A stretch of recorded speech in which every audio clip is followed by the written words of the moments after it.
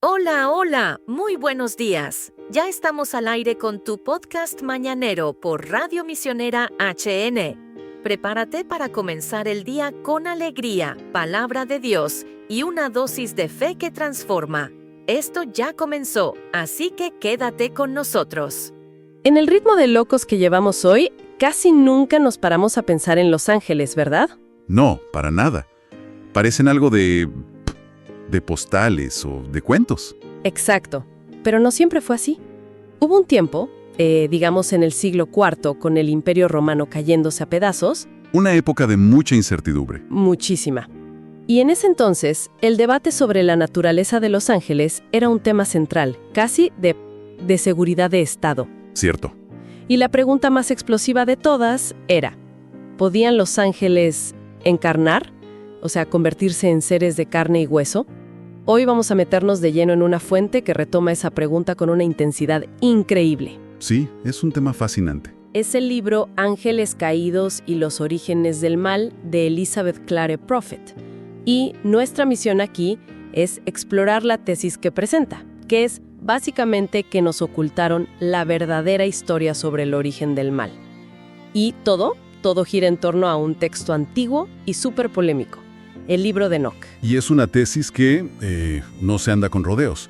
Mira, la idea central del libro, y es bastante fuerte, es que un grupo de ángeles, a los que llaman los vigilantes, Ok. no solo tuvieron una caída espiritual, sino que, y esto es lo clave, encarnaron físicamente en la tierra. Físicamente. Pero lo más provocador es lo que viene después. La autora sostiene que su linaje, su influencia, no terminó ahí. ¿Ah, no? Afirma que han seguido reencarnando a lo largo de la historia y que hoy en día pues están entre nosotros, ocupando posiciones de poder. Un momento, a ver, entonces, la autora no habla de una influencia espiritual abstracta, como una tentación. No. Está proponiendo, literalmente, una especie de linaje secreto, una quinta columna de descendientes de ángeles caídos que operan en Wall Street, en los gobiernos, en los medios. Esa es la idea. Esa es exactamente la idea. Y eso, claro, transforma por completo el concepto del mal. ¡Claro! Ya no es un concepto moral o una falla humana. Se convierte en algo casi genético, de linaje. ¡Qué fuerte! La tesis es que ciertos patrones de corrupción, de poder, de destrucción, no son simples errores humanos, sino el modus operandi de una conciencia completamente diferente que cohabita el planeta con nosotros. Vaya. Bueno, para entender una afirmación de ese calibre, supongo que tenemos que empezar por la prueba principal, ese misterioso libro de Enoch. Si es tan importante, ¿por qué no es tan conocido como la Biblia? Esa es la primera parte del rompecabezas. Fíjate que, según la fuente, el libro de Enoch era tremendamente popular. ¿En serio? Sí, y muy respetado tanto por comunidades judías como por los primeros cristianos. Se citaba, se estudiaba, pero de repente, algo cambió. ¿Qué cambió? Empezó a ser atacado. Figuras como el obispo Filastrío lo etiquetaron de herejía y finalmente fue suprimido. ¿Suprimido hasta qué punto? Hasta el punto de que desapareció del mundo occidental por completo. Se perdió por más de 1000 años. Desapareció así nomás, como un libro tan influyente simplemente se esfuma. Se esfumó, sí. Pero lo fascinante es cómo regresa. Hay que esperar hasta 1773. Muchísimo tiempo. Un explorador escocés, un aventurero llamado James Bruce, está en Etiopía y se encuentra no con uno, sino con 3 ejemplares antiguos del libro. Increíble. Resulta que la Iglesia Ortodoxa etíope nunca dejó de considerarlo sagrado. Para ellos, tenía el mismo peso que cualquier otro libro de la Biblia. O sea, ¿para ellos nunca se perdió? Exacto. Pero el mundo occidental no supo nada de su contenido hasta 1821, cuando el doctor Richard Lawrence, un profesor de hebreo en Oxford, lo traduce por primera vez al inglés. Y de repente, se abre una ventana a lo que la autora llama los misterios prohibidos. Ok, misterios prohibidos suena muy bien. Pero, ¿qué había dentro de esa caja de Pandora? ¿Qué contaba este libro para que lo censuraran y lo hicieran desaparecer por 1000 años? Aquí es donde la historia se pone cinematográfica. El libro narra que un grupo de 200 ángeles, los vigilantes, estaban en el cielo. ¿Sí? Hablé por las hijas de los hombres. Y no fue una decisión impulsiva, fue una conspiración en toda regla. ¿Una conspiración? Sí, estos 200 ángeles se reunieron en el monte Hermón, en la frontera actual entre Siria y Líbano, e hicieron un pacto. Juraron descender juntos, tomar esposas humanas y aceptar las consecuencias, sellando su acuerdo con maldiciones recíprocas. ¡Wow! Y lo que desataron en la tierra, según Enoc, fue el caos. ¿Qué tipo de caos? ¿Qué hicieron exactamente? No solo se mezclaron genéticamente, sino que actuaron como malos mentores. Empezaron a enseñar a la humanidad artes prohibidas. ¿Artes prohibidas? Sí, que la fuente describe como versiones distorsionadas del conocimiento divino. Le enseñaron a la gente la hechicería, los encantamientos, la metalurgia para fabricar espadas y cuchillos, o sea, armas de guerra. Entiendo. E incluso, curiosamente, la fabricación de cosméticos y el arte de embellecer los párpados. Vaya, cubrieron todas las bases de la corrupción, desde la guerra hasta la vanidad. ¿Y de esta unión prohibida qué surgió? Algo nuevo y terrible. El libro de Enoc dice que su descendencia, los hijos de los vigilantes y las mujeres humanas, fueron una raza de gigantes, ¿Gigantes? conocidos en los textos hebreos como los Nefilim. A ver, pero la idea de gigantes suena muy a cuento de hadas. ¿La autora lo presenta como un hecho literal o es más una metáfora del poder desmedido de, no sé, de reyes tiranos? Esa es la clave de todo su argumento. Ella insiste en que fue literal. Literal. Eran seres físicamente imponentes que, según Enoc, consumían todo a su paso. Las cosechas, los animales.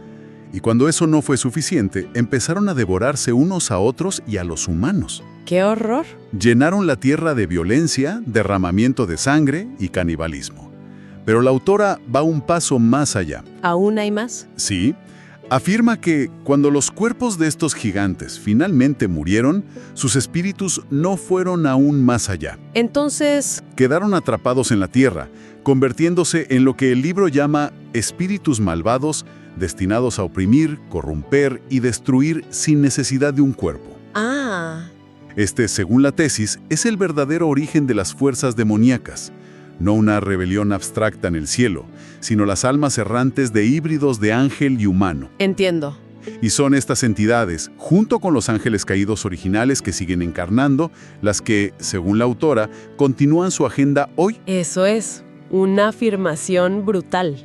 Básicamente que hay un gobierno en la sombra de origen no humano.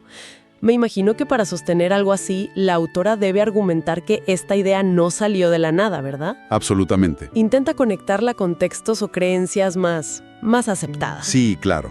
Una gran parte del libro se dedica a demostrar que esta no era una idea marginal, sino central en el pensamiento judeocristiano primitivo. Ajá. La autora sostiene que Jesús no solo conocía el libro de Enoc, sino que lo aprobaba y basaba parte de sus enseñanzas en él. ¿Cómo qué, por ejemplo? Bueno, señala decenas de paralelismos.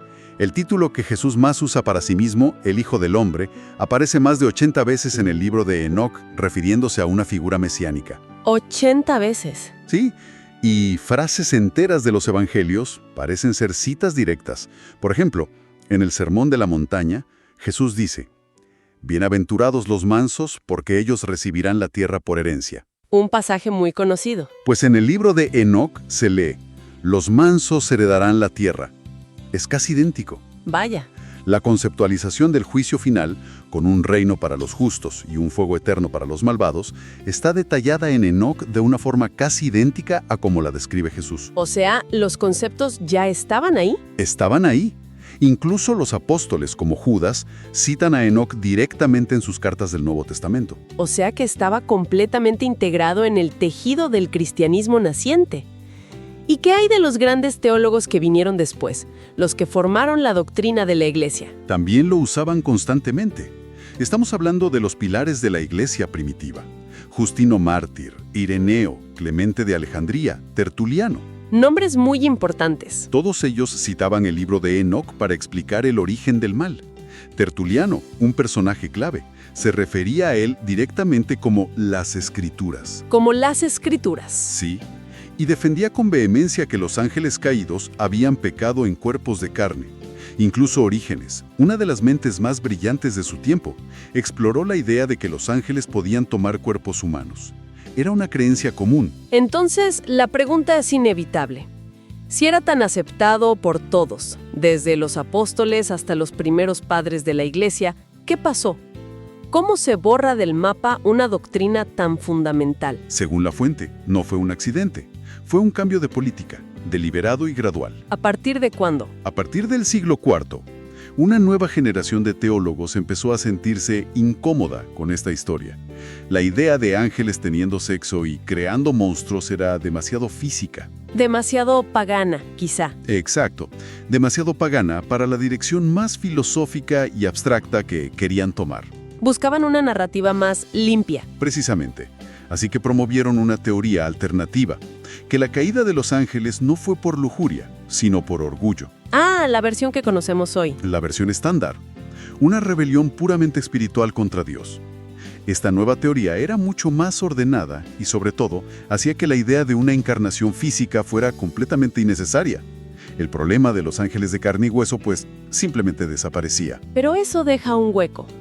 ¿Qué hicieron con los pasajes bíblicos que parecían apoyar la historia original? Como el de Génesis 6, que habla de los hijos de Dios tomando a las hijas de los hombres. Tuvieron que reinterpretarlo por completo. Teólogos como Julio Africano y, de forma mucho más decisiva, San Agustín. San Agustín, claro. Propusieron una nueva lectura.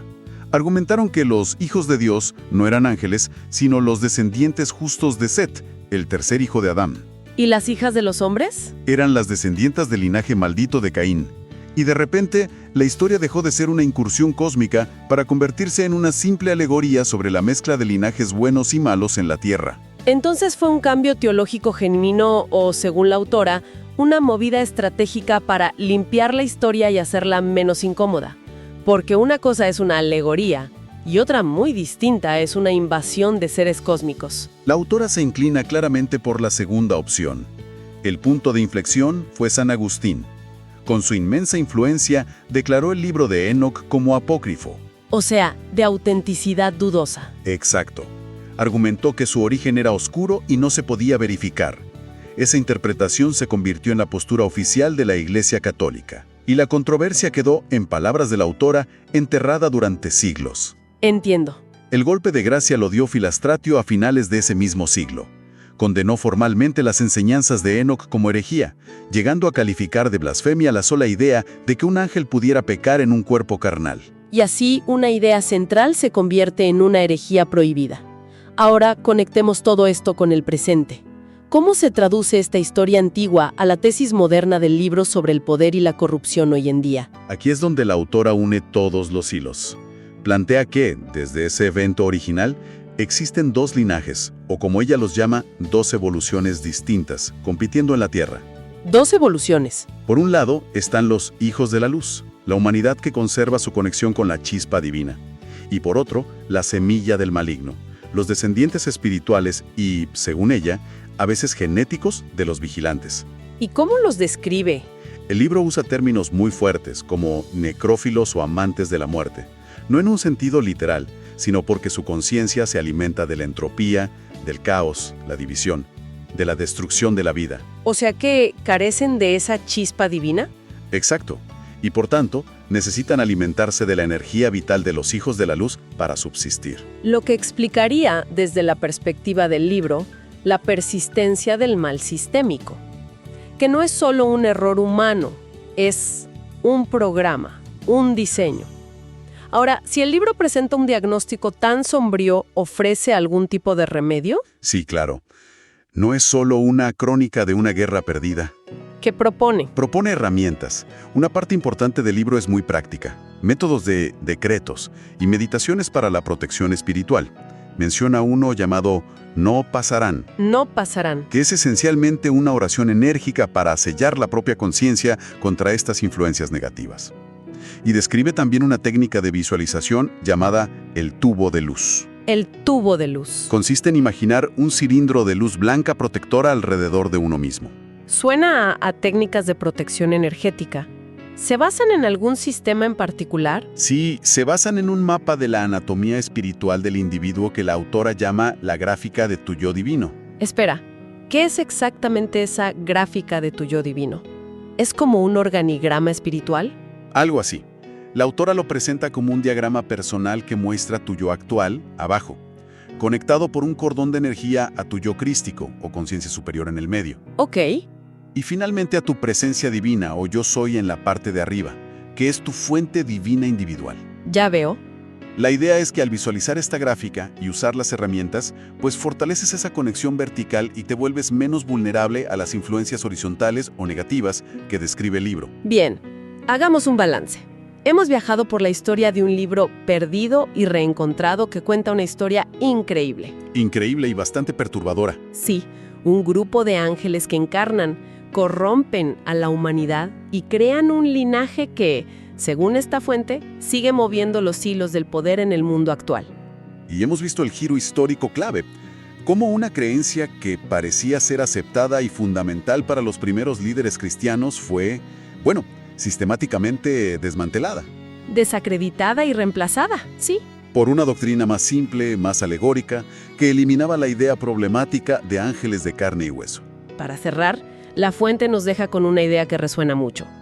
La autora sostiene que la lucha entre el bien y el mal no es solo una alegoría, sino una crónica de distintos linajes espirituales compitiendo aquí mismo, en la Tierra. Una idea muy potente. Muy potente. Y la pregunta es, si se aceptara esa premisa por un momento, solo como un experimento mental, ¿cómo cambiaría la percepción de las estructuras de poder, de los conflictos históricos y de las crisis que vemos en el mundo actual? Y así llegamos al final de esta edición de tu podcast mañanero. Una bendición más que hemos compartido contigo desde el corazón de Radio Misionera HN. Gracias por dejarnos acompañarte en esta mañana. Recuerda que cada día es una oportunidad para crecer en la fe, vivir con propósito y confiar en que Dios está en control. Nos despedimos, pero no sin antes recordarte que en Radio Misionera HN seguimos transmitiendo esperanza las 24 horas del día. Sintonízanos, comparte y sé parte de esta misión de amor. Nos reencontramos en la próxima edición de tu podcast mañanero, aquí por Radio Misionera HN, la voz que edifica tu vida. Gracias por acompañarnos en tu podcast mañanero, aquí en Radio Misionera HN. Recuerda esta promesa: el gozo del Señor es mi fortaleza. Nehemías 8:10. Nos escuchamos en el próximo episodio. Que Dios te bendiga y te acompañe en todo momento. Recuerda seguirnos en nuestras redes sociales, Facebook, Instagram, YouTube y TikTok, como Radio Misionera HN. Allí compartimos palabra viva, oración y más contenido que edifica tu fe.